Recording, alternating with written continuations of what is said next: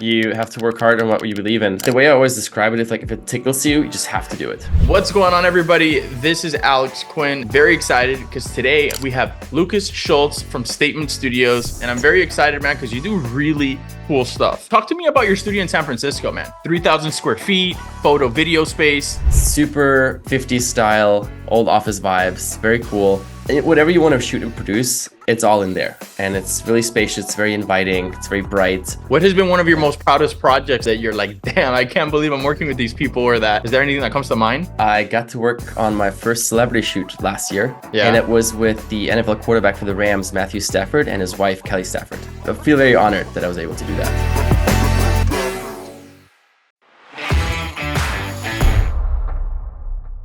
What's going on, everybody? This is Alex Quin, and you're listening to the Hustle Inspires Hustle podcast. Very excited because today, in this episode, we have Lukas Schulz from STMNT Studios. What's going on, man?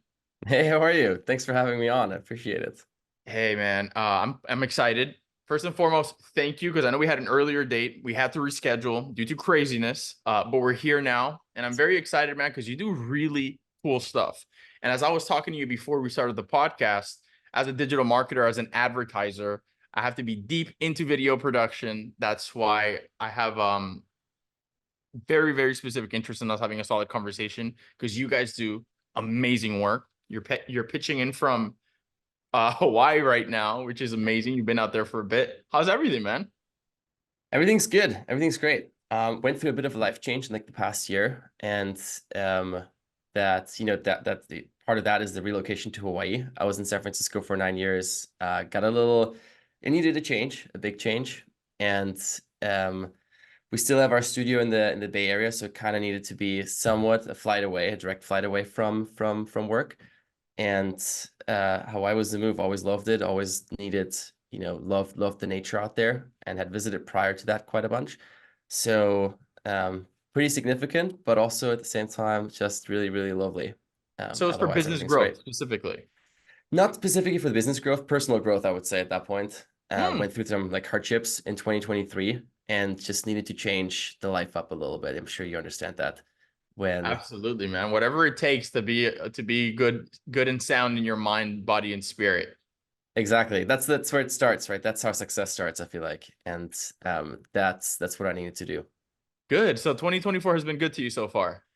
Very good. Yes. Awesome, actually. It's been a good start. Actually, even 2023, after the hardships happened, it was like once the decision was made that change is needed, everything just went better and better and better. And it's fun to like witness that trajectory. What took you down the video production route, man? Good question. It was in 2014, when I was still living in Germany, my best friend picked up a camera, and he was, shooting portraits, and he was shooting mainly headshots at the time. Yeah. And then I was in his basement. We like set up a little white backdrop and invited all of our friends over to shoot some like cool things, right? Some fashion, some headshots here and there. And at some point I was, call it a creative director role or something, but okay. I was kind of telling people how to pose and what to do, and kind of communicating with the people on how we set this up. And then at some point he was like, yo, you should pick up a camera and shoot video. And I was like, that sounds weird. But, it was in the rise of a Casey Neistat and Sam Colder, and like YouTube got really big. And I was watching all that. I was like, actually, you know what? That might be cool. That might be fun. And then I started making videos for myself, like traveling. Dude, I did vlogs. Don't even ask me about it. But shot everything essentially that came near and close to me. And then uploaded those videos to like YouTube and Instagram. And at some point further down the road, through my old job and like just some business connections that I had, people were like, hey, these videos look really cool. Would you be interested in making some for my brand? And I was like, that is an odd question, but sure. And then I remember the first physical $500 check that someone handed me for making a video for them. Yeah. And that felt, in all honesty, that feels great. Like it's something, before that I was always, prior to that, I was always working for somebody, and you're making their money, you make money for them. But making something that truly just you created and it was your idea felt really awesome. And then fast forward, I was like, I'm going to take the leap and start my own business. How long were you in Germany for? Were you born there? Born and raised in, yeah, 1991, and then moved to the US in 2014. Oh, snap. Okay, so you've been in the US about 8 years, lived most of your life in Germany. Okay, awesome. And dude, the importance of being surrounded by people who motivate or influence us, right? So you have a friend. You guys happen to have a camera around. You got to work, got busy. One thing led to another, and you're doing vlogs before. You were doing little interviews, and now you're doing massive productions. That's one of the main things that we like to teach here on the podcast. It's called Hustle Inspires Hustle. You know, maybe you got inspired somehow throughout that process, and it evolved into what it is now, right? Um, it was that point where you received that $500 check. Was that the point where you felt like it was real? Like this was something that you could put your time into and grow out? I think so. I think I went over it maybe, and we can come to that point later, but a little head over heels, is this, I get very excited about things and I need to pursue them very quickly. And especially when I was younger, that was a big thing. And it wasn't, it gave me the sign that hey, there's money to be made. And it's so fun to make. This is like, it's such a big passion for me that it was the instigator. I think further down the road, became clear what I actually wanted to do. Because back in the day, it was this one-man band that wanted to produce any kind of video, necessarily, for myself, not necessarily for somebody else. So, walking down that road, the $500 check was like a pretty big impact on me. But Yeah. to do what I do now, it is a long road to kind of figure out what is it actually that I really like doing in the video world. Is it directing? Is it holding the camera myself? Is it sound? Is it art directing, copywriting? There's so many different aspects to that I really kind of found out in like the last year, 2 or 3, that, to figure, know what I love personally. Video production is a really beautiful profession, man. Because there's, like you said, there's many areas to it. You don't just maybe have to specifically work in, I don't know, let's say, video editing. Because there's people that just like to do post production. There's people that like to do pre-production, camera work, color grading, audio work, right? You mentioned copywriting, which is a really important one. I'm glad you bring it up because a lot of people overlook it when talking about this profession, and it's very important to get it right. Storytelling, right? Knowing, and it's also like it is a skill and an art to be able to pull off amazing video without having to have the craziest equipment, right? Because a lot of videographers are like, oh, I don't have this lens, I don't have this camera, I don't have this, I don't have that. And you don't really need it every single time, as long as you have the experience, as long as you know how to story tell, as long as you know how to bring everything together. When was that moment where you realized that there was a whole other world to this, that you were going to have to niche down into a specific area, and it wasn't just going to be what you were doing? I'll tell you why I'm asking you the question, because when I first started my business, I used to be solely videographer. I used to do weddings, man. I used to do birthdays. Sometimes I did little social media clips. Sometimes I did commercials. And that eventually ended up evolving into me working as an advertiser, right? You mentioned copywriting. There's many things that you start getting exposed to, right? And as I got exposed to those things, I realized that I loved video production, but I liked the marketing side of being able to be an advertiser, but working with video producers as yourself to be able to produce great commercials. At what point did you realize that it was going to be something that you were going to niche into a specific area and then grow from there? First of all, you went through the hustle that, like, being, shooting weddings, doing all the marketing materials and stuff for brands. That's being that Swiss Army knife, that one-man band is, dude, so hard. I feel you. I feel you. Yeah. Um, Stressful as shit, being in a wedding, running out of batteries, running out of memory stick, filming at the wrong frame rate, reading the a audio guy doesn't do shutter his speed. job, right? It's like there's so many different things. Like the DJ doesn't want to collaborate. It's wild things. Yes, I shot 1 or 2 weddings in my life, and I'm like, I'm good with this. I don't need to do this. And Yeah. like, kudos to all the people who do it. Like, you are going through Warriors. exactly warriors. Yeah. Yeah. So for me, it took a while to kind of realize that. I don't know how it was for you and how much, time it took you to realize, hey, this is the specific aspect in marketing that I want to focus on. Yeah. For me, it was 2018 to almost 2022, where I was pretty unhappy. I gotta be fully transparent with you. with like the way I worked. And it was a lot of the times these still me and like maybe one or two other people, but I would do the directing, I would do some of like the creative strategy, some of the creative development on very small scales, right? But I was wearing so many hats that it felt just rather daunting than it did super fun for me in the first place. Okay. So then in 2022, I really just said, if this doesn't, and I was thinking if this doesn't work for me and if I keep being this unhappy, then I would just, call it quits.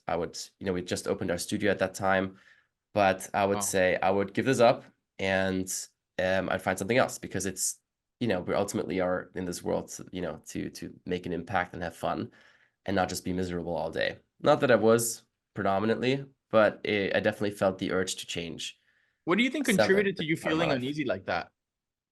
because it was too many things that I didn't like doing. You get up in the morning and you're like, okay, why do I need to? At some point, I even lost the passion to like hold a camera, Mm, and I was, it was this again, this like one man band, this like Swiss Army knife that I didn't want to be anymore because it's this 10, 12, 13, 14 hour day every day. And then even on the weekends, like client work never stops, right? And client feedback never stops. So you always have to work on post-production something. edits, feedback. Yeah. Exactly. And then you just hustle from one end to another, and then you still have to do client acquisition. So that it was clear for me that I can't do this for the rest of my life. And then I needed to figure out, like, what do I actually like doing within the job? Because there are certain parts that really got me excited. And one of them was the business development parts. Like I love just building a good team. I love building good client relationships, and that's what I personally think am decent at, and that what I find a lot of having a lot of joy in. And then the directing parts, like being on set, working with the talent, working with the client, kind of be this bridge between client, talent, and like the creative process. Hmm. And that just really, puts a smile on my face doing that. And so I said to myself in 2022, I want to focus on solely that. And if the business doesn't provide that for me, or I said the business has to provide this for me. And I think that change just within the way I thought was that did wonders. And ever since then, it really just has been that way. We don't take on any clients anymore or any budgets that are below the means that our production just needs. And then What we is the minimum project you take on? Like numbers wise? like 25, 20 to 25. 20, 25K. It kind of depends if somebody wants just the execution, right? If somebody says like, hey, shoot a talking head interview, certainly cheaper. But if you want Right. with, putting in some creative ideas and like some strategy and shoot and post, it's at the very least 25, but most of the times going up to 50. Beautiful. And And have you found that most of your client acquisition these days is word of mouth, or do you have any type of advertising that's giving you like a competitive edge? that's something I've been trying to figure out. And there's probably a lot of people out there that can relate to me is like, how do you make sure the client acquisition just works? And if there's constant leads coming in that you can close just one or two, three or five, up to five a month, which in our, price category would already be really awesome. And a lot of it has been word of mouth, about I would say 80%, maybe 85 until Yeah. now. And then we just onboarded someone in sales, like who's doing cold calling and cold emailing. And Oh, then good. yeah, I mean, gotta You gotta try and try, see dude. what works. And the Yep. way I think about it is like you put your fishing rod into a bunch of different ponds and see what takes the bait. And I've tried so many things in marketing and stuff, and some, a lot of those things have failed. But generally, like having a sales dude and a sales guy taking care of things, I think makes a lot of sense. How are you on the personal brand side, like yourself as the owner, CEO, as a founder, however you want to call yourself? How's that part been for you? Um, you mean as far as like representing the brand, or as Yeah, far because for as example, the like one of the things that you're doing right now as as a representative of the brand is that you're promoting the brand specifically like on this podcast, right? right? That involves your personal brand. You opening up, talking about your story. I was in Germany, my friend started the business, was in California, and I'm in Hawaii. It's an interesting story, right?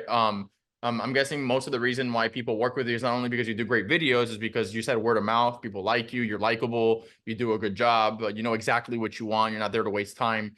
How has the personal branding aspect side been helpful towards the scaling of your brand, you as a person, right? You, Lukas. Yeah, pretty big. I would say probably the biggest since most of our business still comes through word of mouth. And being, yourself or being me has always led to the next business, in all honesty. It's like it's recurring clients that come back in. It's people that say, hey, this guy Lucas works, does really, really good stuff. And he's also, I think most of the times I become friends with the people that I work with. And Yeah. that just I think that just speaks for itself. And that's the most fun for me. Like I said earlier, it's like that side of the business development is building those relationships. Yeah. And frankly speaking, a lot of the times I just learn a lot from the people that I work with, whether it's on the client side or it's on the crew side that we hire. And they're all lovely people that just want to create cool stuff. And you know what? I'm here for it. And building those relationships with them is quite awesome. Are there any key mentors, whether it's people that you've worked directly with, maybe paid them, maybe it's free mentor or an indirect mentor, a book, a video, somebody in the space that you look up to? Is there anybody that you would like to name that's been an integral part of your growth that's helped you think, act, and execute the way that you do? There's a few, and I don't think there's a universal answer to that, but there's some friends that I have that are, just incredibly supportive as far as, how it goes running your own business. You always go through like some ups and downs, Yeah. and especially the downs sometimes can be I found being an entrepreneur just that maybe a bit lonely, and Yeah. it's hard to, to find somebody to talk to in that very moment, and you feel so vulnerable, right? So I don't want to get sentimental, but you might be Yeah. able to kind of relate to that. And 1000%. having good friends that are not even in the same industry, but just know what it's like to go through it is No, incredibly you. helpful. Yeah. And I'm not somebody who like likes to complain.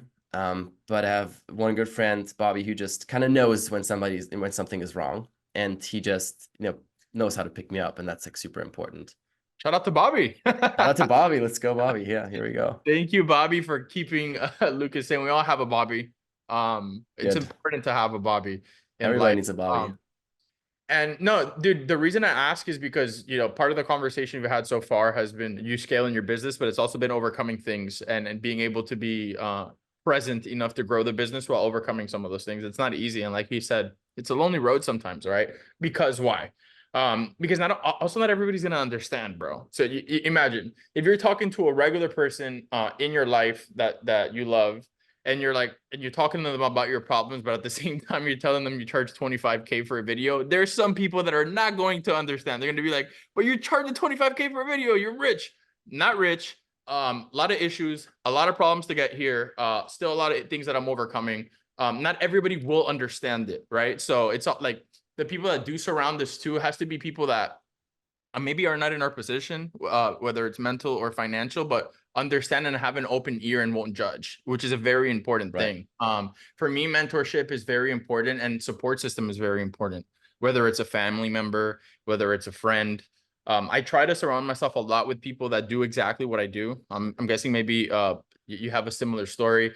For me, it's marketing agency owners Mm, because running a marketing agency is hard, dude. I'll mention a few of the things that make it difficult that kind of correlate with the things that you were mentioning before. Long hours. Clients always need you. You always have to make a change. You got to work weekends. yeah. You have to spend so much time being creative and providing results, but at the same time, you have to spend equal time bringing in new business. Otherwise, once you finish this project, it's toast, right? You don't have a guaranteed check. You don't have a boss that if you do a good job and you clock in, they're going to give you a check on Friday. You have to create the check out of thin air, right? So a lot of these things do get to your head sometimes. And if you don't have a solid support system around you and your mind isn't right, you could start feeling down on yourself during difficult times. Oh, I suck. Oh, should I be doing this? Was I really meant for this? Am I really good at this? I've been there, thought like mentally, and that doesn't really help. What really does help is looking at the solutions to every problem, right? And I guess your portfolio of work is a great thing to fall back on because I saw a lot of the work that you've done. You do some badass shit, man. Thanks. Thanks. Appreciate that. So with that being said, is what is your 5-10 year goal when it comes to your business or your industry? Do you eventually want to have your own series? Do you eventually want to have your own movie? Do you want to keep doing what you're doing but work with bigger clients, right? Or more clients? What do things look like for you on a medium term scale? I have thought about this, and I'm bad manifesting like 5-year, 10-year plans, but I'll give you like the 1 to 3 year answer, and that is just continue building this video agency that we have. I think we're on a such great trajectory with the clients that we have and with the content that we produce, and we got into this really fun niche of producing really high value content for, it sounds weird, but like cheaper than traditional agencies would maybe do that. Right. And we want to be the partner for businesses and agencies to just propel them forward, right? It's like use our expertise and make sure that they can grow with the experience that we provide. And I think just by that, it's, I don't like trying to think in dollar signs or in, in like success, measure success that way. But building a good team around that and providing them with a good work environment is super important to me. And I want to continue building that. I love it. And due to that team building, due to that work culture, you've been able to work with some really cool brands. Worked with Compass, Trust and Will, Sam Adams, Bolt. There's a bunch I could name, but I'm sure I'll be able to link those in the description. Everybody will get to check them out. What has been one of your most proudest projects that you worked on so far that you're like, damn, I can't believe I'm working with these people, or that we got this opportunity, like we're doing something incredible here? Is there anything that comes to mind? Yeah, 100%. I got to work on my first celebrity shoot last year in November, and Yeah, it was with the NFL quarterback for the Rams, Matthew Stafford, and his wife, Kelly Stafford. nice. And it was for a company, Trust and Will. They make estate planning really easy for the people who don't have an estate plan, Yeah. no trust nor will.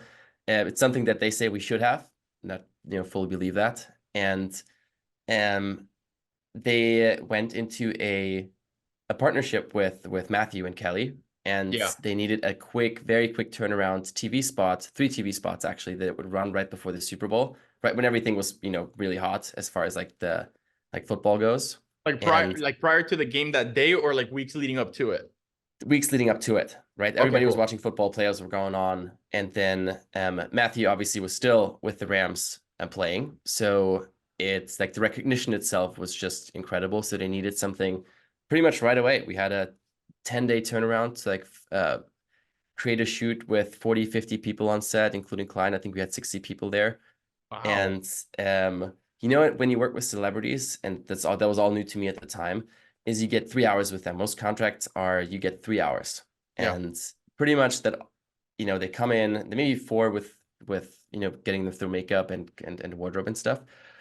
But we had to set up everything so precisely that they just sit down, And and it's then we do perfect, the ready for them to interview. go. Yeah. Exactly. And then we use those 3 hours and make the most out of it.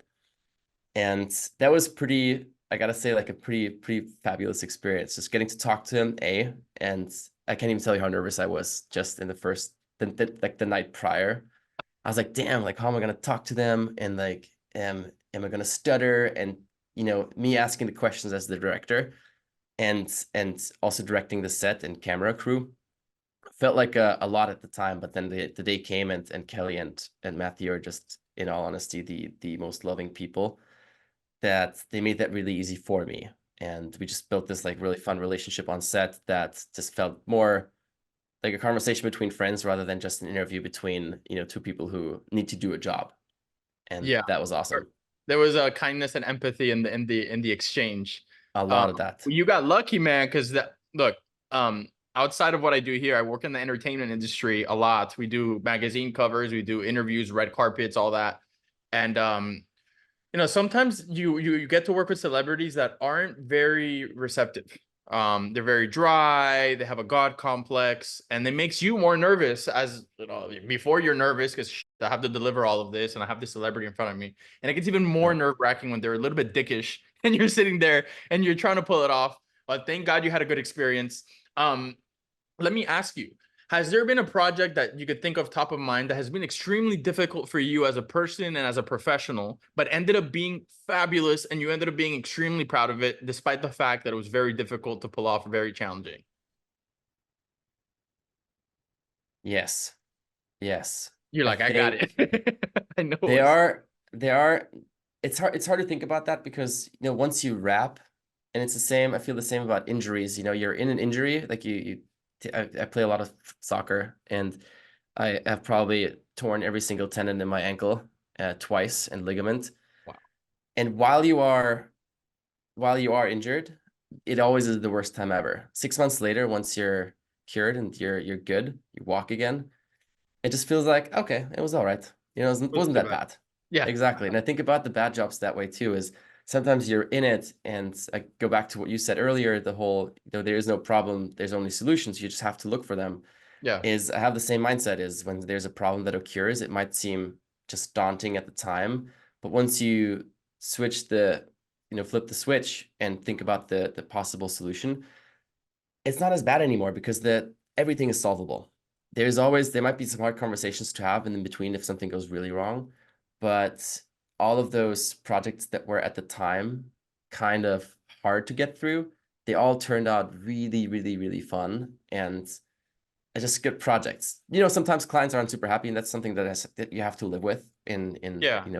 running your own business, and they might not come back, but at the same time, I can always say I gave it my all to really make this good enough for them so they can use it. And if the synergy wasn't there that during the production, then that's okay. I'm fine with it. But I know that I myself gave it my all to really make them happy.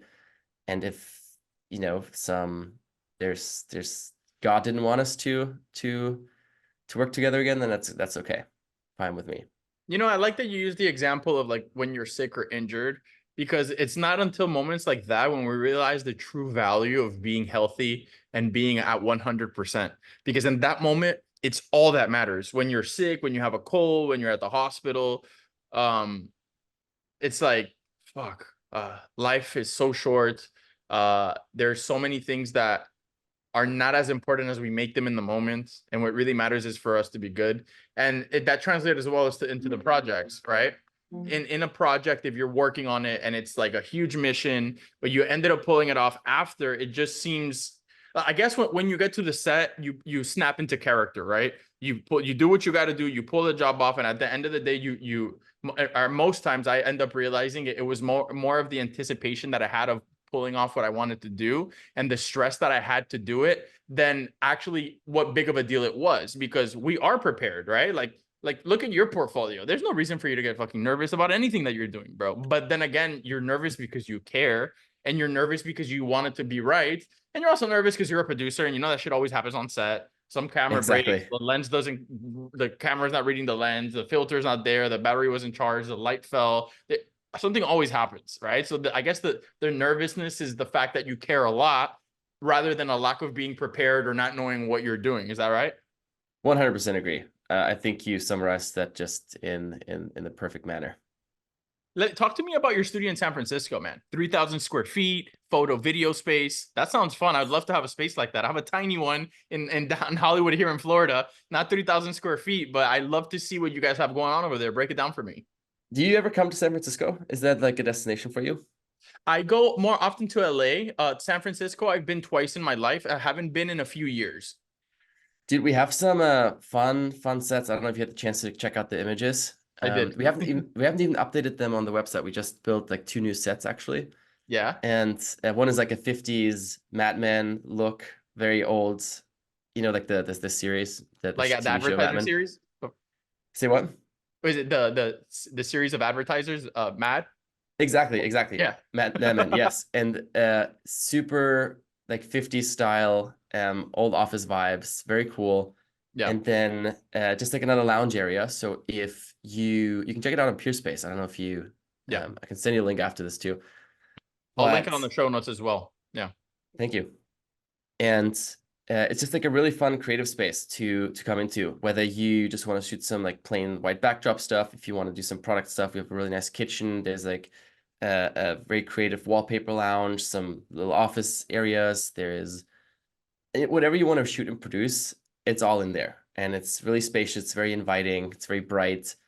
And we opened that in end of 2022, November 2022. So it's been open for like a year and a half. And it's 25% of our productions that we shoot like ourselves in there. And The rest is rentals. it's rentals, exactly. I did a really cool rental in downtown LA around the same time that you started with the rapper Russ. I don't know if you're familiar with Russ. Yeah. We were looking for studios like yours, but it wasn't LA, it wasn't San Francisco, it was LA. But it's good to know now that you have a space like that out there. It's good for us. If you yes, if you ever find yourself in San Francisco or even in LA, just a quick hop over, let me know. I'll let's meet up. I'll show you the Wait, hold studio. up. You got one in LA as well? No, I don't. But if you are in LA, then Yeah. it's close enough to San Francisco. It's a quick hop Right. over. Not too Right. bad. Amazing. Well, now you're making me want to go to Hawaii, man. Take my mom, my That mom. also please come through. Come through. I recently had somebody on the podcast. Her name is Ayana Rodriguez, and she specializes in high-end childcare. What does that mean? Okay, so a lot of people travel with their families. They stay at a super high-end hotel. Maybe the mom and the dad want to go to a nice dinner.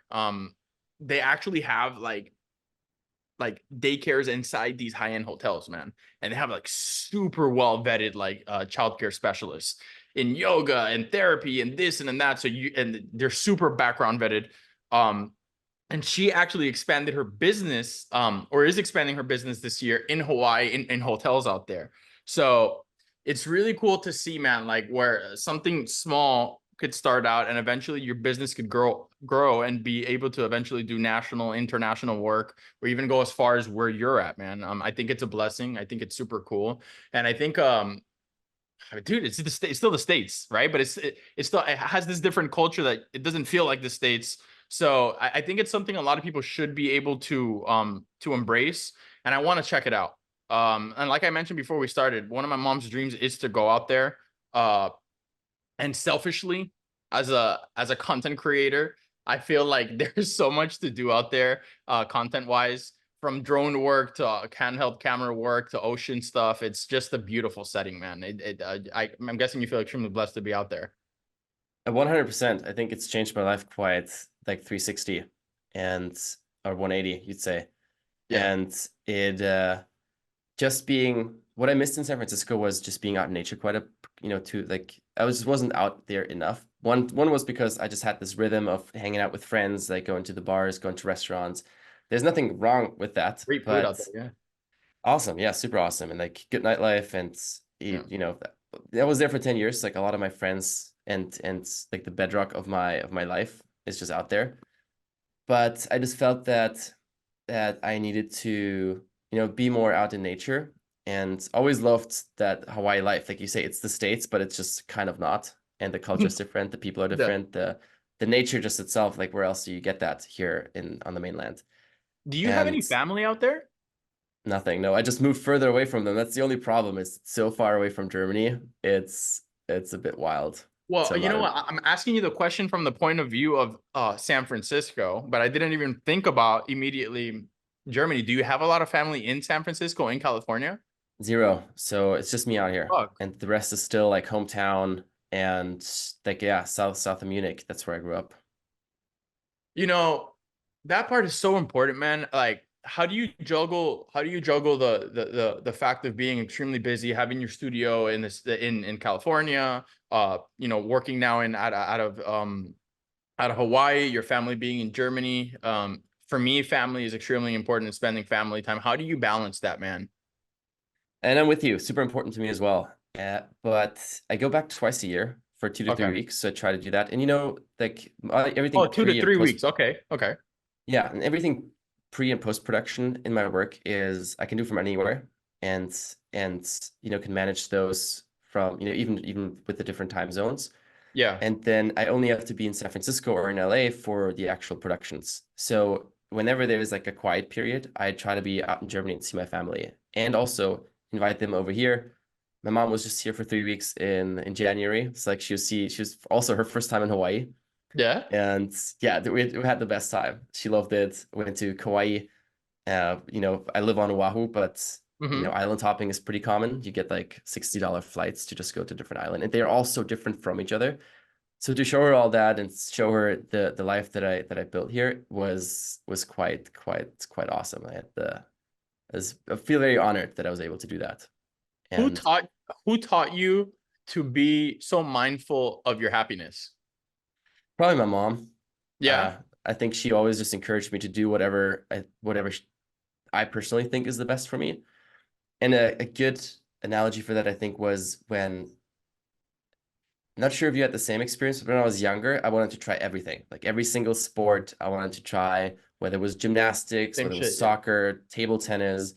And you know that stuff is not like, especially playing tennis or like playing in some of the clubs, it's like not cheap. Hell no. And but my mom would always be like, and she knew very well that I would do it for 4 weeks and then I just get tired of it and don't do it anymore. But she would sign me up for everything. She would pay for all the classes. She would do all these things just so I can figure out what I do like. God And bless then she mom, man. said, if you Yeah. like it, let's stick with it. If you don't like it, let's do the next thing that you like, right? And that kind of made me stick with it. Back in the day, it was, and still is, soccer, and then like table tennis. I played a lot of ping pong growing up. Yeah. I love that, man. So I want to share something with you specific. Um, Last year in the summer, I released a project on Prime Video, documentary called Take a Ride Miami. Mm-hmm. It's more a social issues based film for issues we're having here in Miami. A lot of deaths in the youth, children, um, teenagers, violence. There's a whole lot of craziness. You see the beautiful buildings, Miami, pretty stuff, but there's also some like crazy shit that's going on. And having offices, having production equipment, having all of these things, we said, you know what, let's put out a project. At first, we thought it was going to be a YouTube project. But our YouTube project, we're going to raise awareness, we're going to get some views. We started, we created a trailer. The trailer got 1 million views on Facebook, organic, did extremely well. But like I said, and we were talking about stress before and issues in production, back then, which was 8 years ago, I had no fucking clue what I was doing, man, as far as video production. We were just point the camera, microphone, that's it. But we weren't looking at frame rates. We weren't looking, are we shooting in 1080? Are we shooting in 4K? Is the interview, some of the interviews are shot at 60 frames per second, bro. Some of the interviews were shot at 120 frames per second.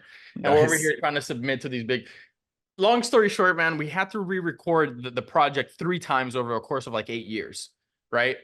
Each time spending more money, each time me being more frustrated, each time me feeling like I'm going to give up, like I'm letting everybody down, like, you know, everybody that's counting on me. We finished the project, we launched on Prime Video, and we launched on Tubi as well. We a few outlets. We're now on Bronx TV, so we're on television as well. We've had over 250,000 unique viewers on the project, and I'm very proud of it. And why am I bringing it up? Because as an advertiser, as an owner of a marketing agency, I do get opportunities. Some of those opportunities is to have a podcast like this and be able to produce a podcast and get out there. Another thing is that having that specific project and being able to branch out. Is there anything outside of Statement that maybe could be directly correlated to what you do at Statement that you feel you could one day end up doing using the skill sets that you've been able to build through your business so far? Wow, fabulous question. That is something I think anybody should be asked. You know, like something that attaches to it. Maybe it's not like something left field, like, oh, I'm gonna go do this random thing, but it's like, oh, this thing is very similar to what I'm doing here. And maybe latches on, maybe could generate its own revenue, or maybe if it doesn't generate revenue, because you mentioned a few minutes ago, it's not just about money. Maybe it's about fulfillment, or maybe it's about doing something that you love, a passion project, and then you pull it off. For me, it wasn't about money because I knew I wasn't going to make money off of this the way I thought I was going to make money. Right? It cost me a lot to put it together, almost 6 figures to do this documentary, and it was all out of my pocket.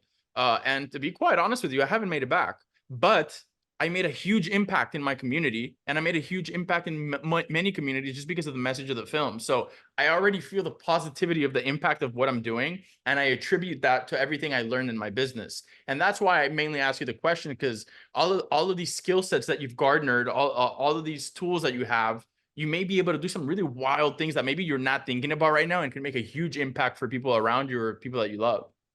Yeah, no, 100%. I think this is probably a few answers that I would have to come to mind right now. But one of them is that I've always been, since I left my last company, which was glassware that we sold. There's also a small German business, brought them over to the United States.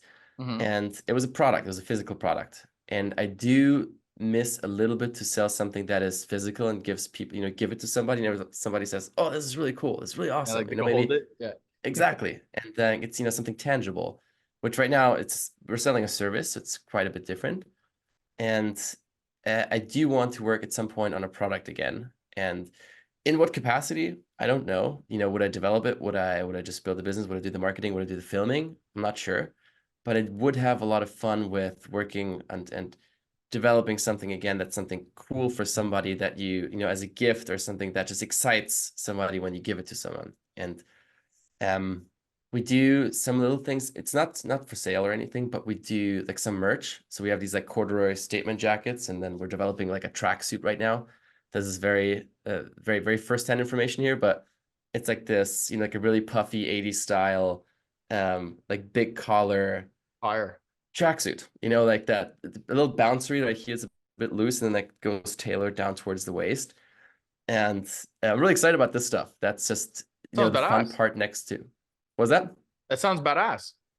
Thanks, dude. I'll send you a copy once it's done. We're not 100, we're still in designing it. So, and then it will go in production like maybe 2-3 months.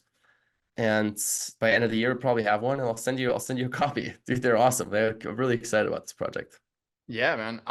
That's the reason why I ask is because as an entrepreneur, we always want to. I always get fascinated when I run into a business that's completely different than what I do, because for me, like for you, most of my services are intangible.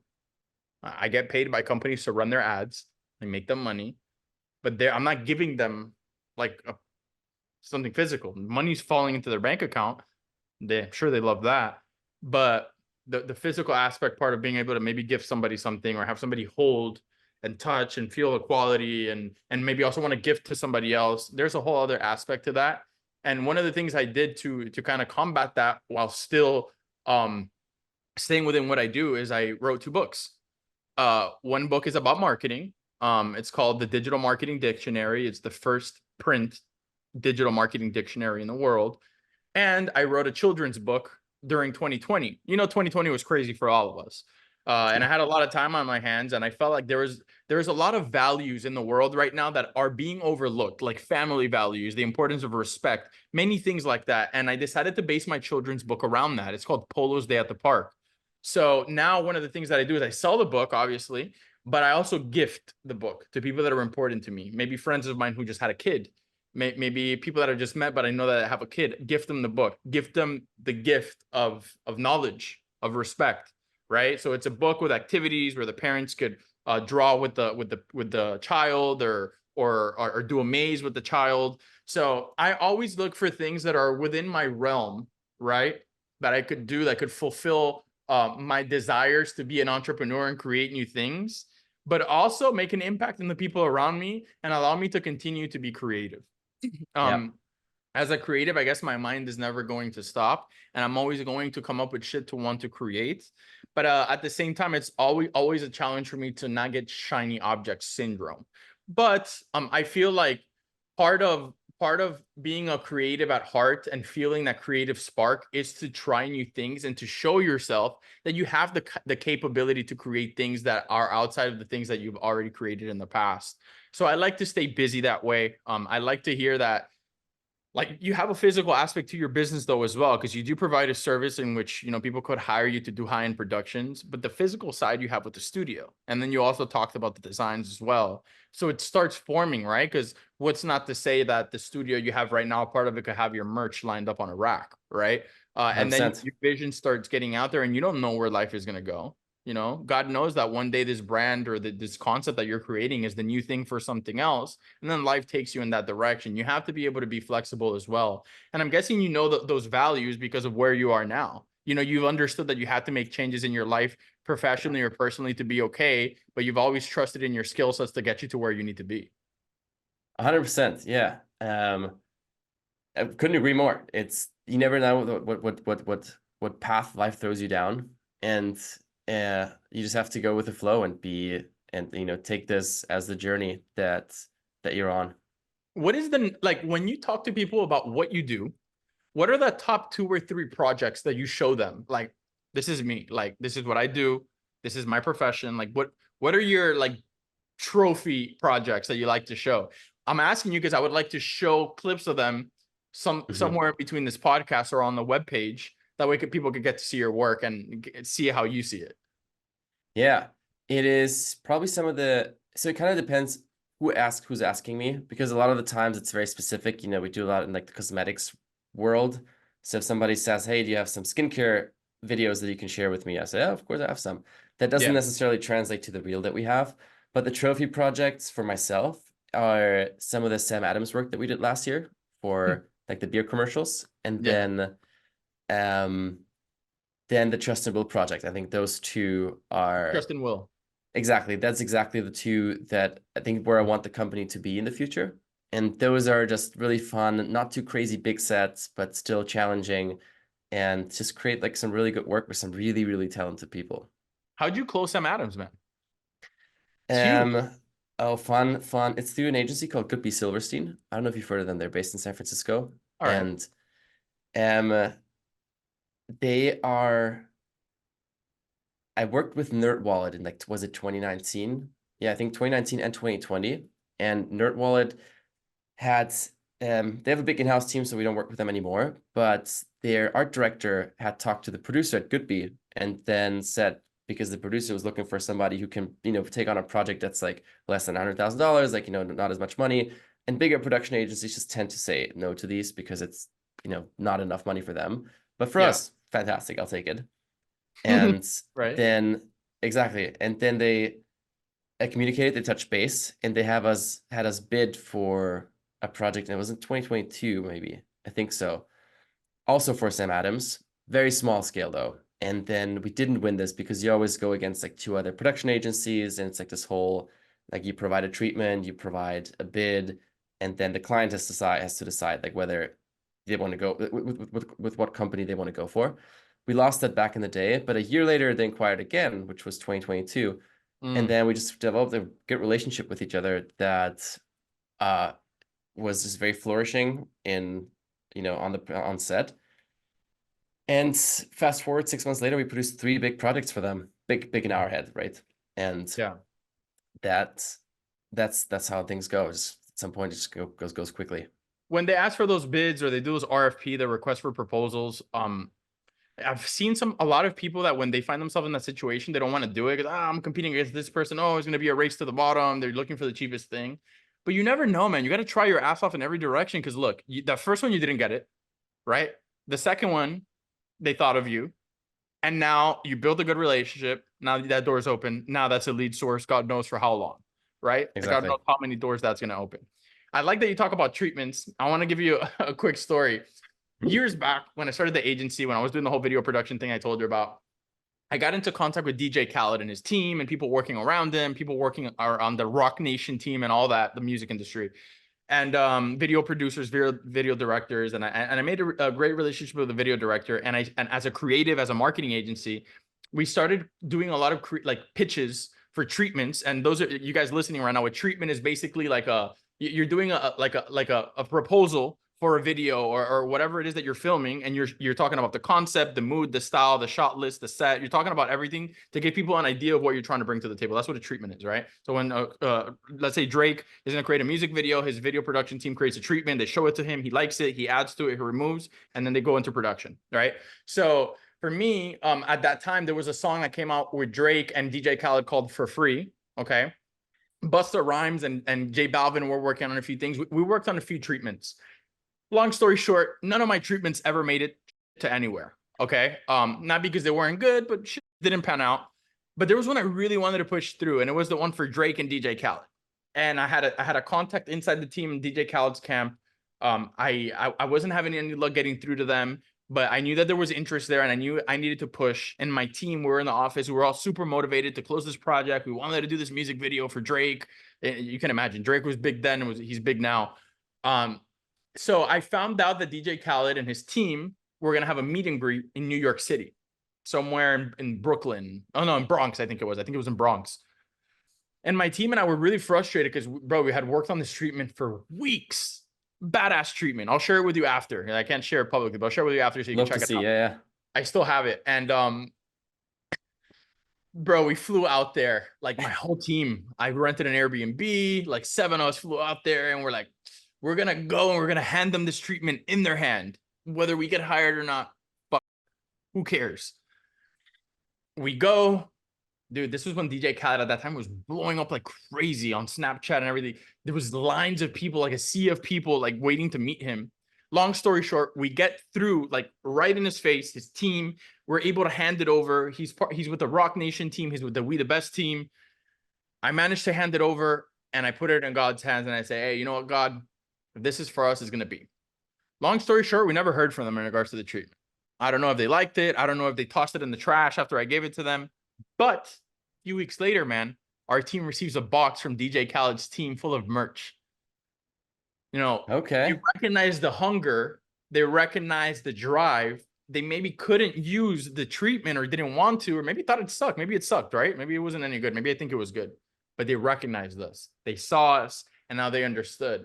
And it goes back to what we were talking about with your specific case with Sam Adams and Trust and Will. And it's, you have to go at every opportunity as much as you can, give it your all, and like you said earlier, leave it in God's hands. If God wanted it to be, it's going to be. If it didn't, at least you learned your lesson. And like this story, I'm sure you have many, but all in all, if somebody's listening to this and is inspired by it and wants to take anything away from our conversation, is that it isn't always going to be perfect.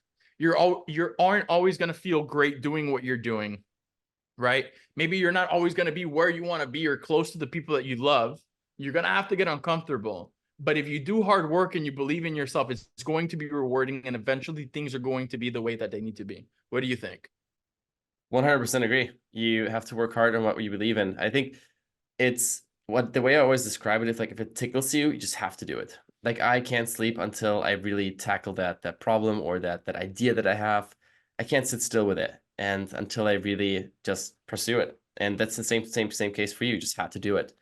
And there's so many learnings that come with everything, right? It's like you flying out to New York, like your entire crew. I'm sure that wasn't cheap. But at the very end, you come back and you just know some more, whether that's, it's always good things. It's always good learnings. And next time you do differently. Lucas, how do you want to be remembered? Oh man, as a good person, I think as a good man that just spreads good vibes and happiness. I think if I have something in me, then it is giving people making people feel good. And yes. And that's a very Enough. quick answer to it. Making people feel good is Yeah. everything. But as Yeah. How about you? self How do you feel want to good be person. remembered? How do I want to be remembered? I want to be remembered as a good family member. I think that these days people don't put as much as importance as to into being a leader in the family. Everybody wants to be a leader to a bunch of people they don't know.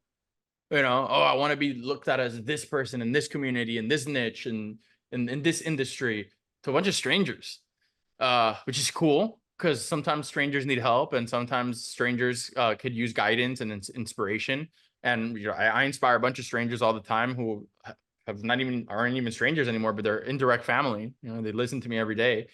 But family to me is very important, whether I'm in their face or whether I'm far away. The fact that I'm present, the fact that I'm present in a phone call, in a text message. Hey, do you need me? Hey, are you okay? Hey, go get your medical test done.